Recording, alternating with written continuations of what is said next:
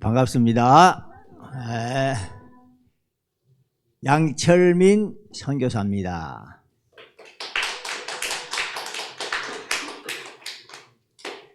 남태평양 통가란 나라에서 하나님의 말씀 복음을 전하고 있습니다. 오늘 여러분을 만날 수 있도록 하나님께서 인도해 주셨고 또 우리 목사님께서 초청해 주셨고 여러분을 만나게 돼서 대단히 반갑습니다.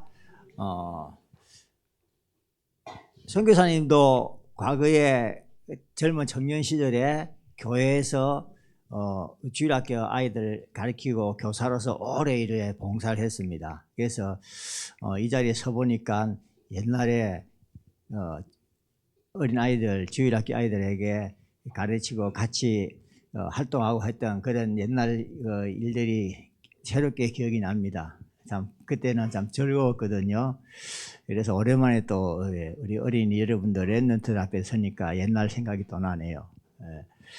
자, 여러분들 통가란 나라 어디 있는지 잘 모르잖아요, 그죠? 지도를 쫙 펴놓고 보면은 큰 지도에는 나와도 작은 지도에는 통가란 나라 나오지도 않아요. 큰 지도, 세계 지도 펼쳐봐야 남태평양에 조그만 점 한 개 탁 찍혀 있어요. 통가 그랬어요. 거기가 우리나라 여러분 거제도 가보셨는지 모르겠는데 거제도만 해요. 거제도 인구가 한 나라 전체 인구 다 합치면 한 12만 정도 됩니다. 그게 조그만 나라예요. 조그만 나라고 또 선교사님이 지내는 그 섬은 통가에서 제일 큰 섬인데 한 8만 명 정도 모여 삽니다. 그래서 살고 그런데요 가난한 나라예요. 생활하기 힘든 나라예요. 선교사님이 이제 한국 떠난 지가 이제 23년 되거든요. 23년 된데 선교대에 올 때마다 느끼는 게 한국이 참 너무너무 발전했다. 선교사님하고 나이 비슷한 사람들은요 이런 이야기를 해요. 과거의 한국에 비하면은 지금 한국은 너무너무 잘 산다.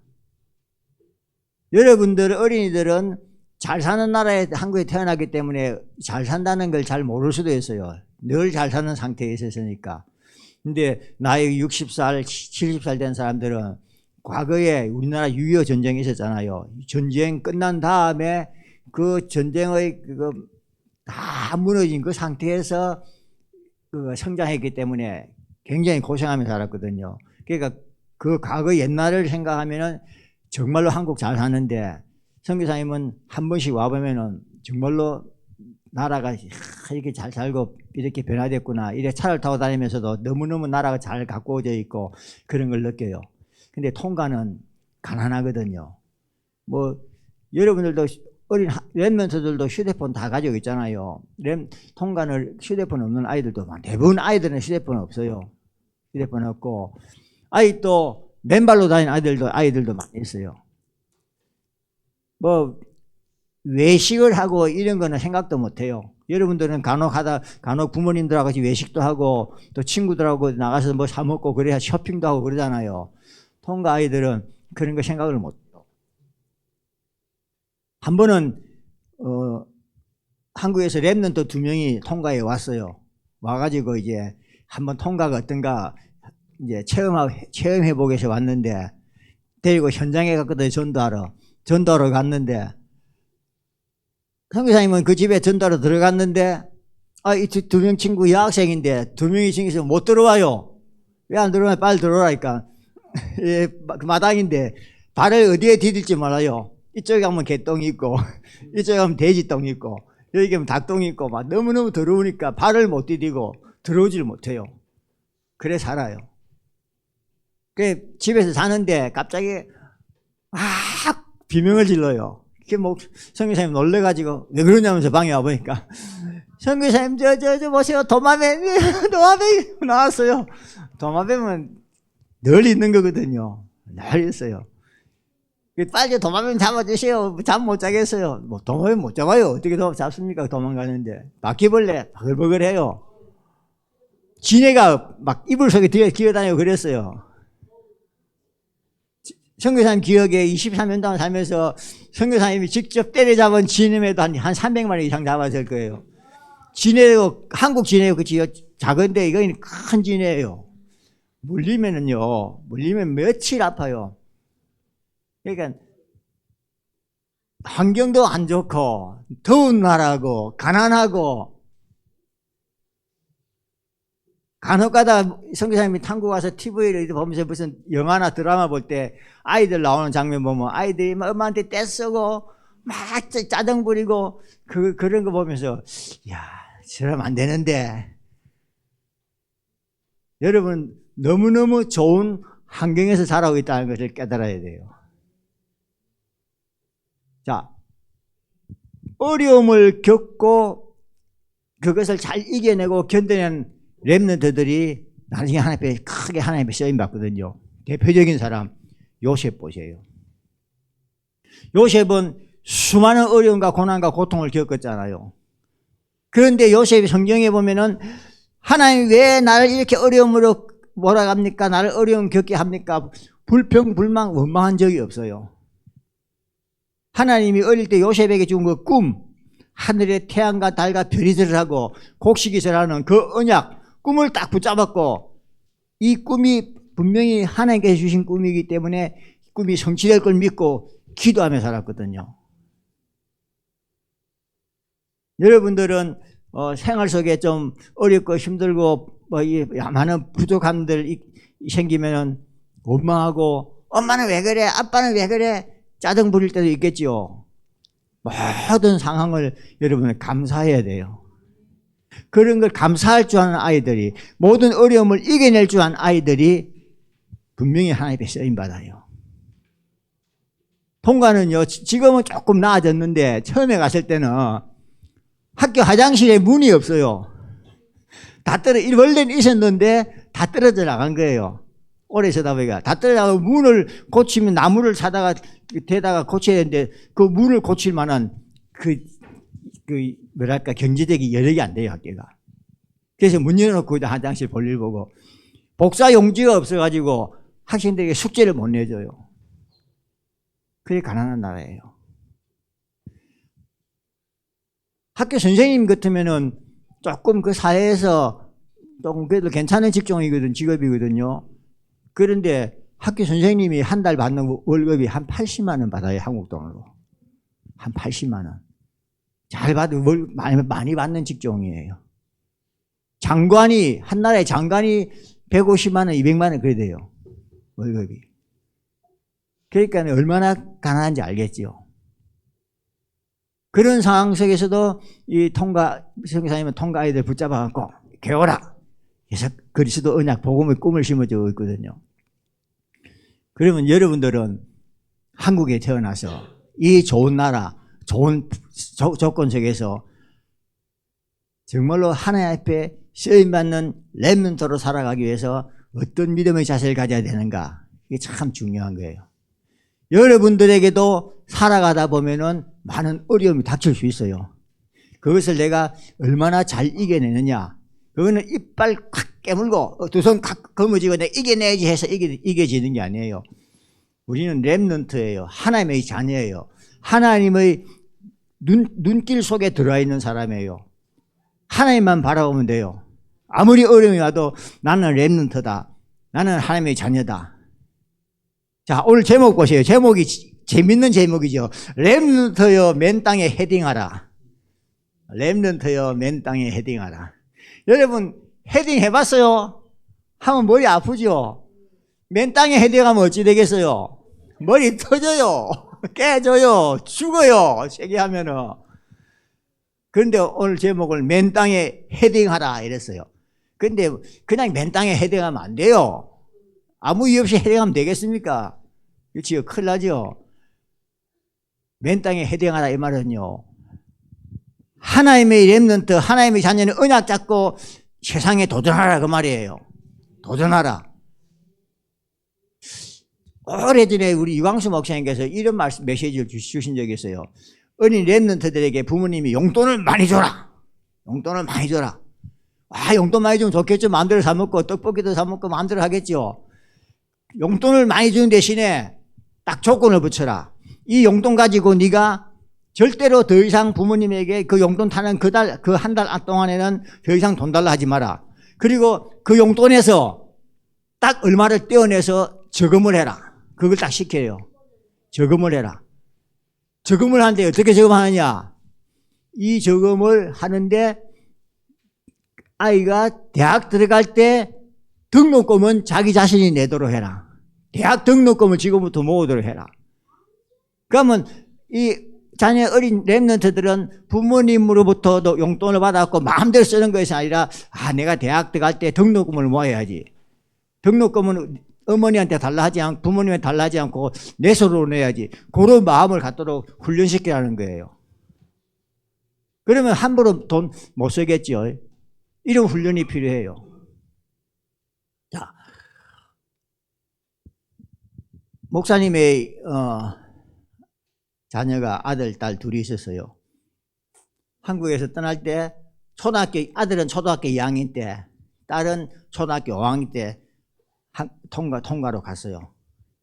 그래서 한국에 대한 어떤 기억은 잘 없어요. 한국말은 잘 하지만 생활이 없었기 때문에 통가에서 초등학교, 중학교, 고등학교 다 지냈거든요. 근데 지내는데 통가가 어렵고 힘들고 가난한 나라잖아요. 거기도 선교사님도 생활에 여유가 있는 것도 아니고. 그런데 선교사님이 우리 두 아이에게 아들의 이름은 준영이, 딸의 이름은 다영입니다. 하나님께 기도했어요. 하나님, 준영이, 다영이를 하나님께 바칩니다. 하나님께 바칩니다. 그걸 다 언약으로 기도했어요. 하나님께서 필요한 사람으로 써주십시오.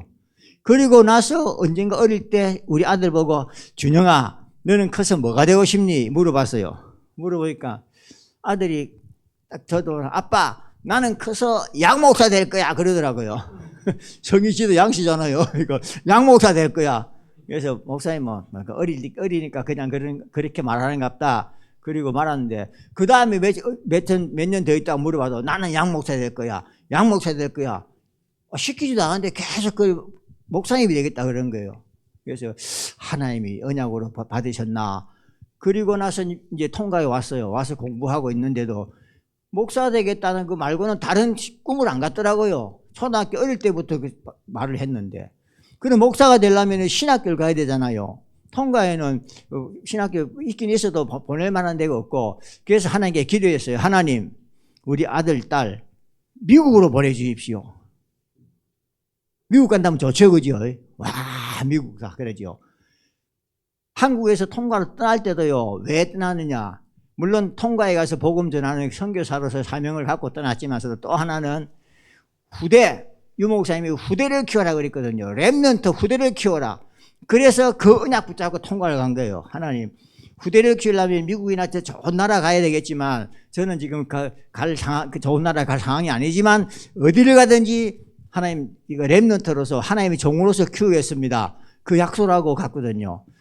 그래서 그 기도만 계속 했어요. 계속 했는데, 이제 고등학교 졸업할 때 되니까 이제 대학 가야 되잖아요. 하나님, 대학을 가야 되는데, 미국을 살리는 것이 세계를 살리는 그 길이었고, 유목사님께 메시지 주셨기 때문에 미국 살리려고 한국을 출발했으니까 이제 미국을 가야 되지 않습니까? 미국 보내주십시오. 그래 기도했어요. 미국 보내달라고. 근데 미국 가려면 돈이 있어야 되잖아요. 돈이 없어요. 비행기 값도 없고, 공부할 학비도 없고, 생활비도 없고. 그런데 그냥 계속 기도만 했어요. 기도만 했는데 하나님께서 이상하게 미국으로 보내시더라고요. 미국 보내고 딱 겨우 돈 있는 데 모았고 비행기 딱 표하고 처음에 학교 들어갈 때 입학금만 등록비만 딱 준비하고 미국 보내면서 이렇게 이야기했어요. 아들아, 딸아, 여호수아가 이스라엘 백성을 이끌고 광야에 나와갖고 40년 동안 광야 생활을 하다가 마지막 가나안 땅 들어갈 때 여호수아에게 모든 걸 다 넘겨주었다. 이게 여호수아가 책임지고 이끌고 가야 되는데 나는 너희들을 한국에서 통과로 이끌고 와서 통과해서 성장하면서 미국 갈 준비를 했고 이제는 너희들이 미국 가게 하나님의 은혜로 가게 됐다. 아빠로서 해야 할 일은 여기까지다. 나머지 미국 땅에서의 너희 생활은 하나님께 맡긴다. 너희들도 그렇게 알고 있어라. 그렇게 가라. 자, 미국 유학 가면요, 그 유학 보내는 집에서는 다 돈이 많고 부자들이 보내잖아요. 잘 살고. 그러니까 미국 간 아이들은 가서도 잘 살아요. 돈도 많이, 용돈도 많이 보내주고, 뭐 잘 사는데, 우리 아이들은 그런 게 없었어요. 미국 가서도 돈 한 푼 없었어요. 용돈 한 푼 없었고, 돈도 못 썼어요. 친구들이 뭐, 어디 같이 나가서 뭐 먹으러 놀러 가자, 뭐, 가자 해도 못 갔어요. 전혀 못 갔어요. 자. 그런데 하나님께서는 등록금을 내야 될 때마다 이 교회, 이 사람, 또 우리 교단의 OMC 이런 여러 일을 통해서 사람을 만나서 등록금을 내게 하시고 그랬거든요. 그래서 굉장히 어려움을 겪으면서도 하나님이 인도하시고 지키시고 보호하시는 것을 몸소 체험했어요. 무슨 말이냐? 여러분들이 살아가다 보면요, 굉장히 어려움을 겪게 될 수도 있을 거예요. 아마 지금 이 이야기는 여기 앉아있는 어린 초등학생들은 공감을 못할 수도 있어요. 그런데 마음에 담으세요. 어려움이 올 수 있는데 내가 렘넌트다. 하나님의 렘넌트라는 이 언약만 여러분 굳게 붙들고 하나님의 언약의 방향 딱 맞추면은 그 어떤 어려움도 하나님께서는 이겨내게 하시는 거예요. 얼마나 어려웠냐면요, 등록금을 내는데 돈이 없어가지고 이제는 공부를 하다가 더 이상 돈 나올 데 없어갖고 학교를 그만두고 이제 한국에 돌아와서 아르바이트 해가지고 돈 벌어갖고 다시 미국 가서 공부하러 가야 되겠다. 그 정도까지 어려움이 왔어요. 근데 한국으로 와버리면요, 다시 미국 가기 힘들어요. 아르바이트 해갖고 얼마나 벌어서 한국에서 자기 생활도 해야지요. 등록금 모으기 힘들거든요. 그러니까 포기하는 거예요. 포기하는데 한 번은 선교사님이 딸에게 전화했어요. 딸에게, 다영아, 너 엄마 아빠가 돈도 못 보내주고 너 어떻게 지내니? 그러니까 돈 얼마 있냐? 그러니까 10불 남았어요. 그래요. 뭐 용돈 받은 거 뭐 어디서 조금 주고 누가 하고 이래 그때 이제 받아갖고 쓰는데 10불 남았어요. 그래요. 10불이면 얼마인 줄 알아요? 한 13,000원 정도 돼요. 13,000원이면은요, 한국에서 같으면은 점심 한 개 사 먹으면 설렁탕 한 개 사 먹어도 만원 정도 하잖아요. 한 개 사 먹으면 끝이에요. 엄마도 없고 아빠도 없고 친척도 없고 아무도 미국 땅에서 돈 10불 들고 돌아다니는 거예요. 예. 부모로서는 굉장히 걱정되죠. 그러니까 아빠로서 할 수 있는 게, 아따 돈 줄게 하고 보낼 돈이 없으니까 기도하자. 그거밖에 할 거 없어요. 근데 정말 기도했거든요. 딸도 기도했거든요. 하나님, 이때까지 어려운 가운데 다 이까지 지켜주신 하나님, 지금 또 내가 미국에서 공부해야 될 이유가 없다면 하나님께서 미국으로 보내지 않았을 건데, 미국 보낼 때는 분명히 내가 미국에서 공부를 해갖고 미국 살려야 될 사명이 있는 거 아닙니까? 하나님, 이 어려움도 지금 하나님께 맡깁니다. 기도했어요. 며칠 있다가 또 전화했어요. 돈이 없는 거 아니지? 이제 10불 다 썼을 거 아닙니까? 도영아, 돈이 없는데 어떻게 하냐? 밥 굶고 있는 거 아니냐 하니까, 아빠 걱정 마, 돈 있어 이러더라고요. 아, 돈 누가 줬냐 하니까, 준 게 아니고 돈 생겼어. 그래. 어떻게 생겼냐 하니까, 피 뽑아서 팔았어요. 그래. 피 뽑아서 팔았대요. 자기 몸에 흐르는 피를 뽑아가지고 그걸 팔아가지고 밥 먹고 살아가는 거예요. 그게 무슨 말이냐? 한국에도 이 피 사고 팔고 하는 그게 없는데 어떻게 미국 같은 나라에서 피를 사고 팔고 하냐니까, 미국은 각 주마다 법이 다르기 때문에 내가 있는 데는 피를 팔 수 있도록 그게 만들어졌대요. 그게 그날 한 번 이야기 아니고 앞에 내가 10불이 있어야 한 그 돈도 피 빨아서 생활하고 있던 돈이었어요. 자, 뒤에 젊은 랩런트들이 있는데 이런 상황이 올 수도 있어요.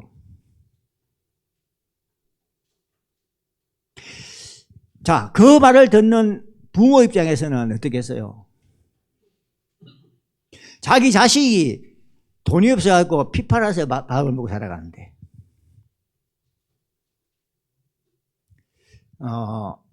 우리 딸이 이렇게 고생했다는 말을 하려는 게 아니에요. 만일에 딸이 고생으로 받아들이면요, 하나님 왜 나는 우리 가난한 부모 밑에 태어나갖고 피 빨아서 공부해야 됩니까? 살아야 됩니까? 이거 원망했겠죠. 그런데 미국 살려야 된다는 이 언약이 있었기 때문에, 그리고 하나님께서 지금까지 인도해 오셨기 때문에 이거는 지나가는 과정이다. 과정으로 받아들인 거예요.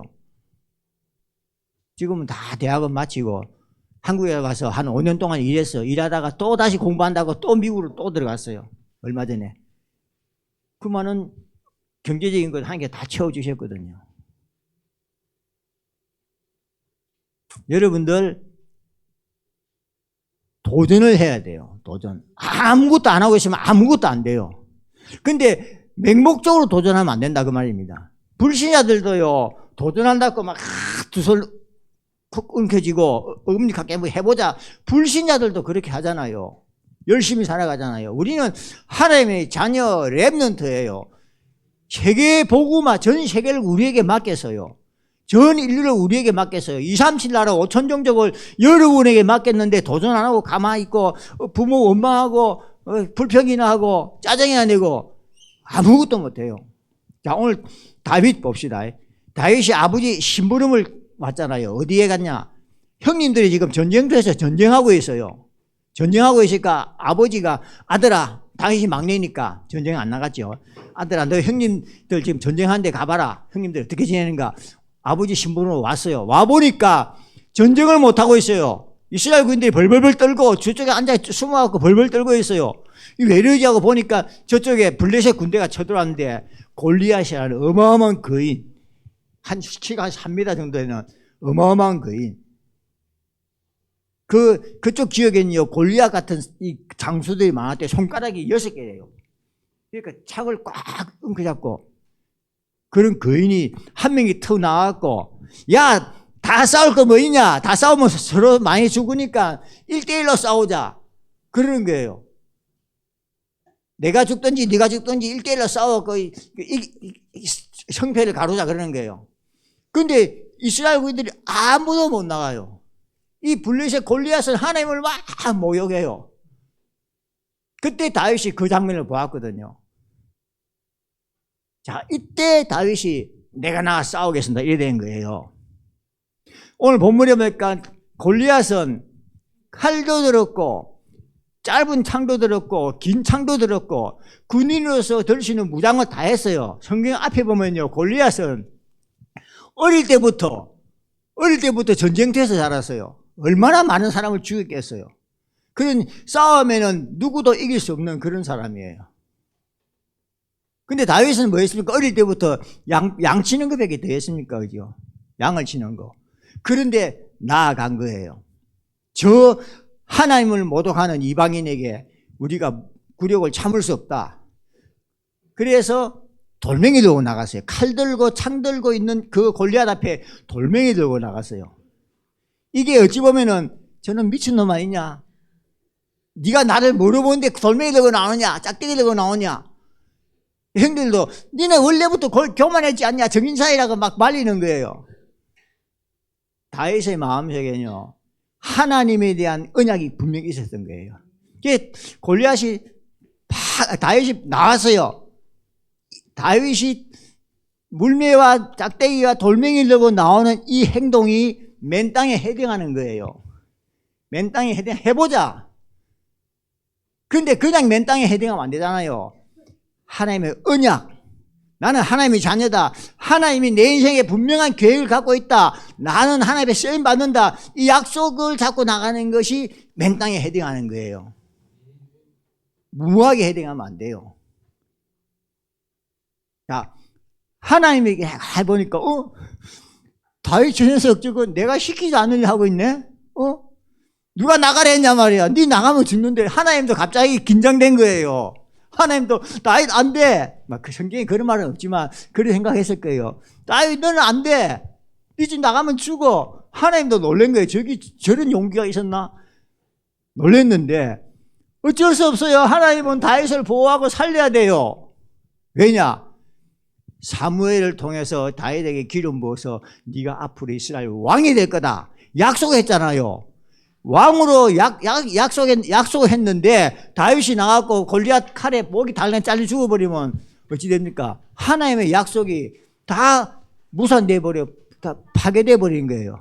그러니까 하나님은 하나님의 입장에서는 내가 다윗을 왕으로 세우겠다고 약속했으니까 그 약속을 이루기 위해서라도 하나님은 다윗을 보호하고 살려야 되는 거예요.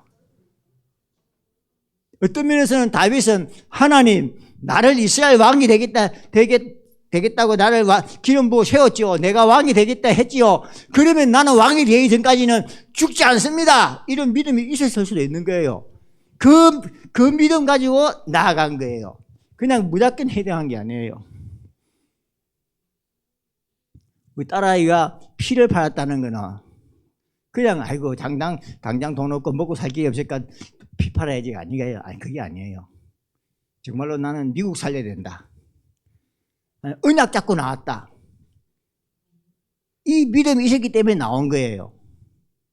우리 렘넌트 여러분들 지금까지 혹시나 뭐 하면은 부모님에게 짜증내고 나는 왜 안 해줘? 우리는 왜 이래? 원망하고 그러지 마세요. 부모님도 여러분이 원하는 걸 해주지 못할 때 마음이 아파요. 부모님도 여러분이 다른 아이들처럼 다 풍족하게 쓰고 마음대로 그 생활하게 해주고 싶어요. 근데 부모님들도 다 여러 가지 어려운 사정이 있어서 못 해준단 말입니다. 그거를 우리 엄마는 말이야, 우리 아빠는 이것도 안 주고 저것도 안 주고 그렇게 원망하는 렘넌트들은요 하나님 앞에 쓰임 못 받습니다. 하나님은 지금 여러분을 훈련시키고 있는 거예요. 어려움 속으로 훈련시키고 있는 거예요. 다니엘의 세 친구 사드락 메삭 아벳느고 불구덩이 속에 확 집어던지는 그 어려움, 그 고통, 다니엘을 사자굴 속에 집어던지는 그 훈련을 시키고 있는 거예요. 사자굴 속에 들어가고 불구덩이 속에 들어가면 잡혀먹고 다 죽는 건 당연한 일이잖아요. 그런데 하나님은 그렇게 죽이려고 이 세 친구와 다니엘을 바벨론으로 포로로 데려온 게 아니거든요. 분명히 하나님의 뜻을 이루기 위해서 바벨론 그 어마어마한 나라에 하나님의 살아계심을 이 세 친구를 통해서 다니엘을 통해서 알리기 위해서 데려왔어요. 그럼 그 일을 감당을 할 때까지는 안 죽어요. 안 죽어요. 다만 그 과정은 어려움을 겪는 훈련이에요. 베드로가 예수님이 베드로 보고 그랬잖아요. 너는 늙어서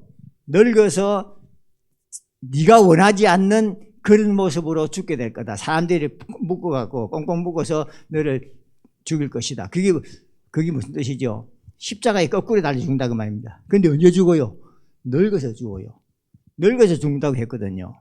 그러니까 늙기 전에는 베드로가 감옥에 갇혔잖아요. 태평스럽게 감옥에서도 잠만 자고 막 아무 두려움 없었잖아요. 그건 뭐냐? 나는 이 감옥 갇혔어도 안 죽는다.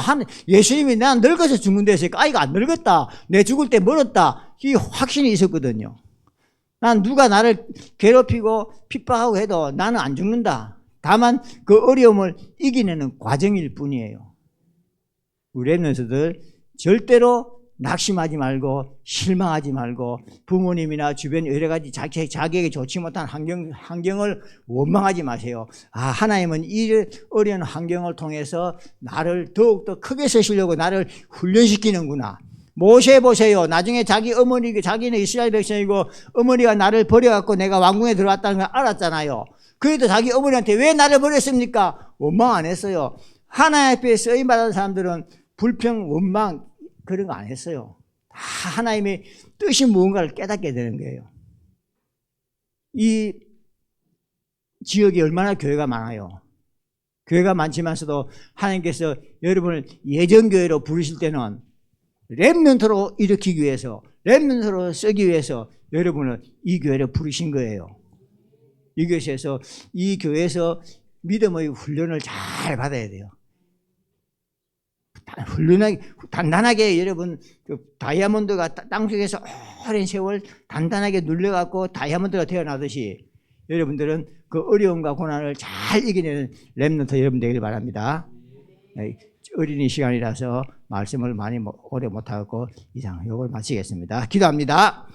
하나님, 우리 렘넌트들 기억해 주옵소서.